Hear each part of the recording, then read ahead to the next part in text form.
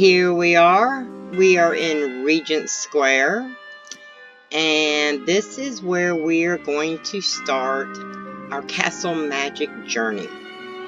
Now I'm going to show you some quick basics to help you get started, and then it's all up to you to let your creativity take over. So the gentleman you're going to speak to is Babbage Bassett. So let's see what kind of stuff he's got available. We are going to start with the housing shop because there are items that we need to just get started. Magic wall button would be something that is placed on a wall, and you actually have to press X to interact with it and get the castle magic to work. That's fun if you want to have specific events happening when a player interacts. But for this video, we are just going to start with some basics to get some things going with magic. Now what we're going to need this little blue box. It's called a magic timer. So I'll go ahead and buy two. My backpack's getting kind of full there. And then we need this little orange ball called a magic reflector. So let's get two of those. And that's going to be what we get started with. Now, he had another area, treasure card shop. I'm just going to pick out a couple of basic ones that will help you get an idea of how things work. So these are the spells. All of these are the spells that are available to use and have active in your home in Castle Magic. So let's go here. I want to be able to grow some objects. I want to make some things big. Now I've already got 7, but I'll buy one more. Keep it even. Here we have shrinks. This shrinks something down till it's real tiny.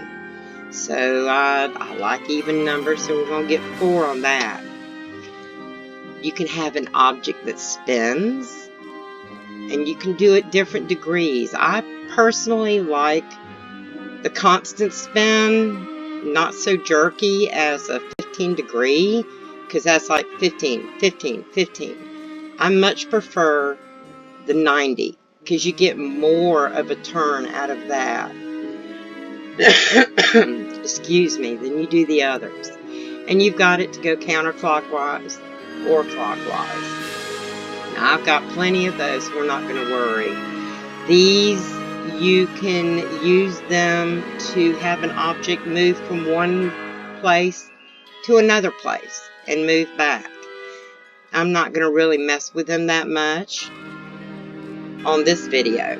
That'll come later. We've got them to where they move up or move down. So there is quite a variety of what you can make objects do. Moving backwards.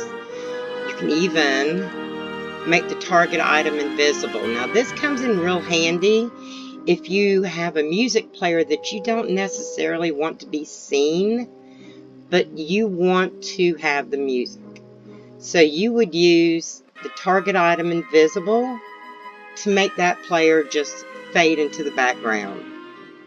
Now that's also really good if you're looking to have an effect come out of an item.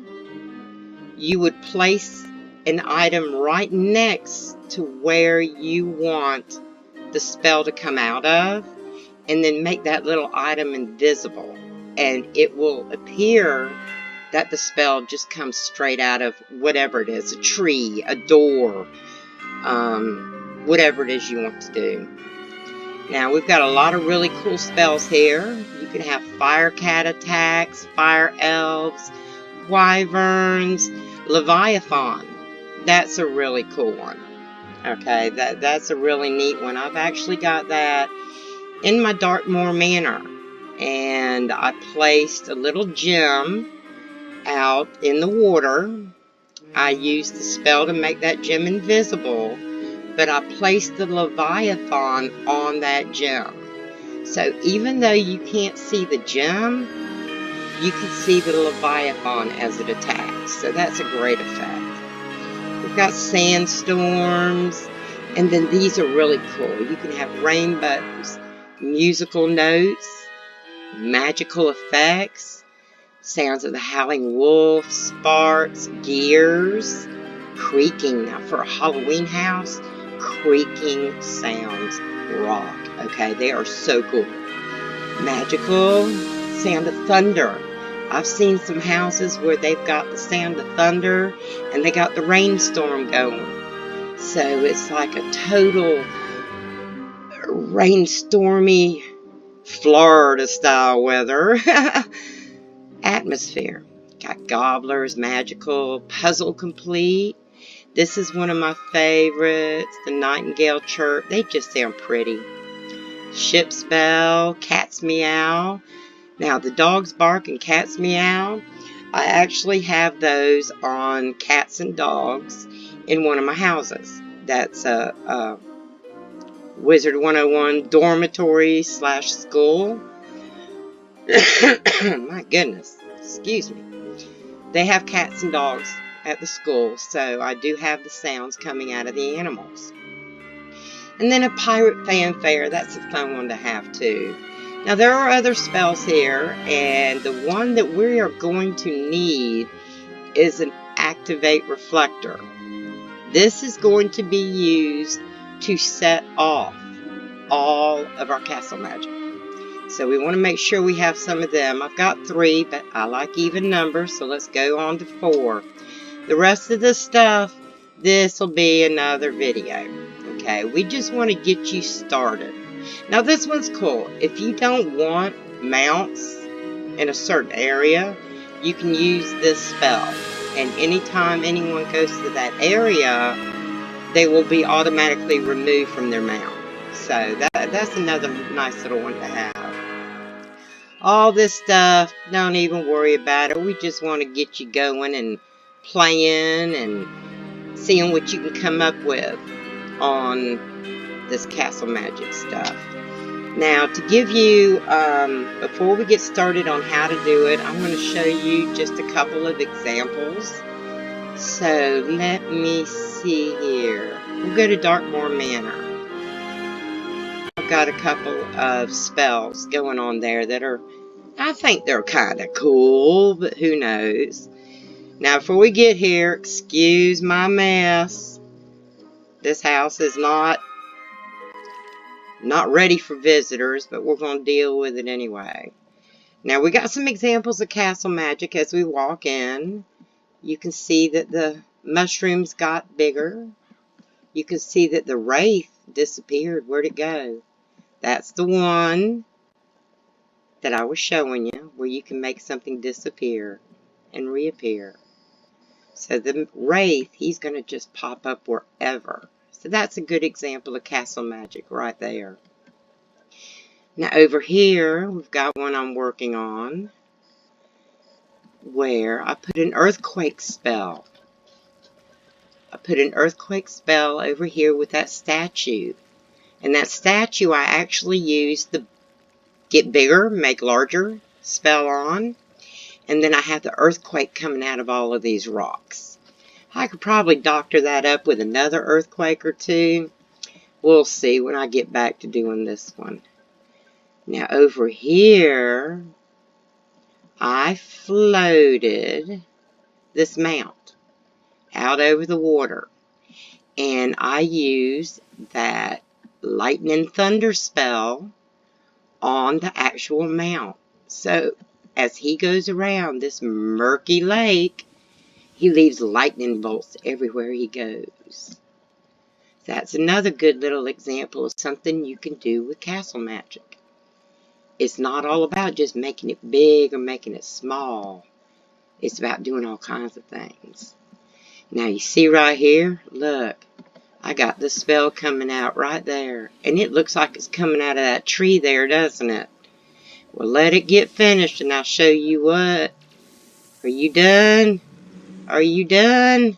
There we go. Now pop this open and watch. You see? I've got the little bitty item right here. And I applied castle magic to it. The spell that you see See, it's going to disappear because I put the invisible on it. There it goes. But the spell that I attached to that is going to bust out of that tree. Watch. Maybe I need to adjust my timing. Timing's a lot of it too. I'll show you how to set the timing and everything. Here we go. Yeah, I need to adjust the timing a little bit. And there it pops out.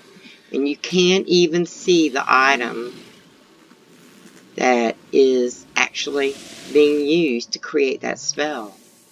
Now, I mentioned the Leviathan, and you can see it right down there at the edge of the swamp.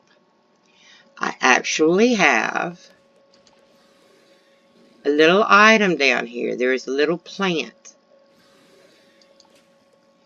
And to that plant, I attach the Leviathan spell. And he pops out at the edge of the swamp there. Cool beans, huh? Yeah, I like that stuff. Okay, I've shown you a couple of examples. Now let's get over here somewhere where I can show you how you set these up. Which house did I want? This one. Let's go here. We'll go here. Here we go. Dun, dun, dun. Here's another house with junk kind of piled everywhere. Get so caught up in doing things and your backpack gets so full that I think everybody needs a Sanford and Son house, you know? You know what I'm talking about, Willis? Oh, excuse me, statue. I know you're not getting out of my way. Okay, here we go. Castle magic, castle magic. Now, we're going to start out. We want us a magic timer. And we want us a magic reflector. And what we're going to do, we're going to open up this magic timer. Now, I've done a video that explains the difference between using a bunch of magic timers versus using one magic timer and a bunch of reflectors. A magic timer only holds 2 spells. So if you were to just use magic timers, you can tell it's going to take up a lot of space. So what we're actually going to do is use this timer to activate the orange reflector. So I've selected the activate reflector spell, and then I am going to select the reflector as my target. And what's really cool is this other spell side that you have can be used to activate another reflector. See here, let me put it down. We got one activated there. Now let's open this back up. We got that one. So let's go ahead and activate another one. Ta-da! So when I click on this, you can see the arrows showing that it has activated both of these reflectors. Okay, now we got to set the timing. Since we want our magic to be set off the minute someone walks in, we want to make sure we set this timer right. Now, it's going to be a little bit different if you are using, for instance, the Leviathan spell. That's a whole other difference because you don't want it running constantly. That creates way too much confusion. You will actually have to change the timer to a decent time to allow the spell to fully develop, fully finish, and then stop and restart. But for this example, we are going to set our time for 1 second because I want everything to be set off at the exact same time. So here we go. What do we want to do? How shall we play? What shall we do? Oh, I know. We'll start out, remember from my other video, the sail fern that we floated? Why don't we make that big? I want to make it big. So we're going to open up this reflector. And if you notice, this reflector holds 8 different spells. Yep, that's a lot of space saver versus 2 spells on this one. Most definitely. This was the most amazing invention to me. Oh my gosh. Because as much stuff as I cram into some of my houses, I needed the space. So what we're going to do, we don't have to worry about any kind of time or anything like that. All we have to worry about here is what spell we want to use and the target that we are going to use. Okay. Karen, duh. Now, what do I want to do? I want to make that plant big. So, we are going to use grows an object by 25. And then we are going to select that plant for the Castle Magic spell.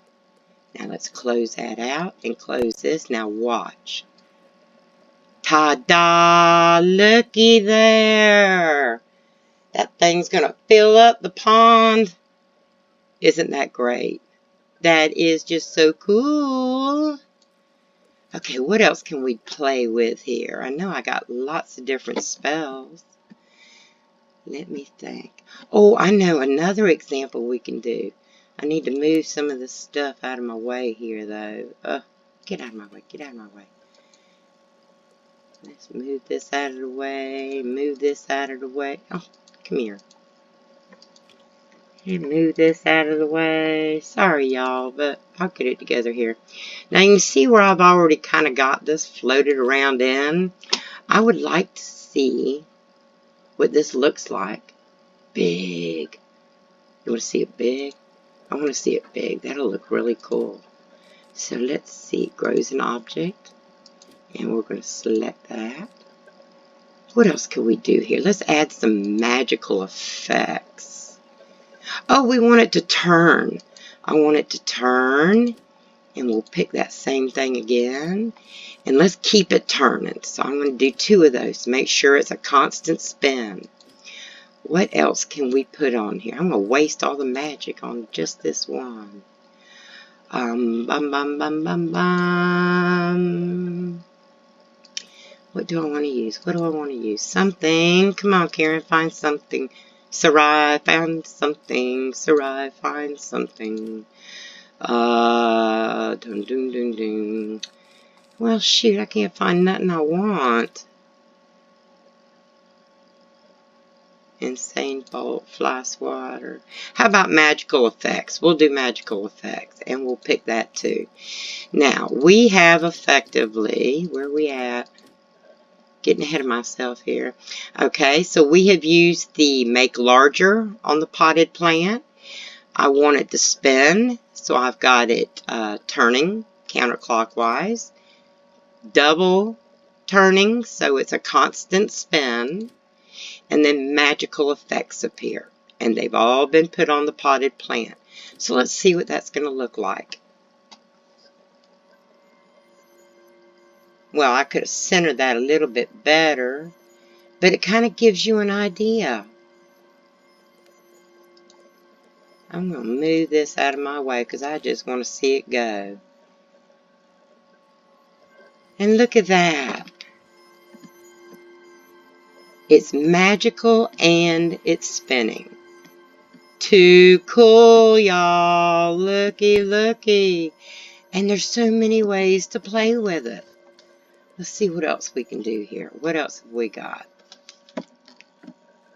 Now, another cool thing. Let me take this out of here because I want to show you this. We are going to remove this. And we're going to remove that. Now we're going to go back. Oh, it's still activated there. We don't want to do that. I want to remove that. Okay. Now, we've got this first one. Well, we got the fern and the potted plant. We put all this magic on here. Well, eventually we're going to get to spell number 8. Now, 8's the end of the line. Unless you go over here. Where's it at? Let's find it. Boom, boom, boom, boom. I know it's here. Oh, ding-a-ling. There we go. We're going to select an activate reflector. And then we can activate another reflector. So, in essence, as soon as this reflector we've got right here turning on by this, as soon as this activates, see that arrow going there? It's going to activate the next one. And what's really cool about this is when you get to spell number 8 right here, once again, use your activate reflector, select your next reflector as your target, and you've got a fabulous chain reaction going on. This one box will set off every single reflector that you connect in this chain link reaction. So let's see. What else do we have here? Let's get something else going on to show you. Okay, we need to turn something invisible.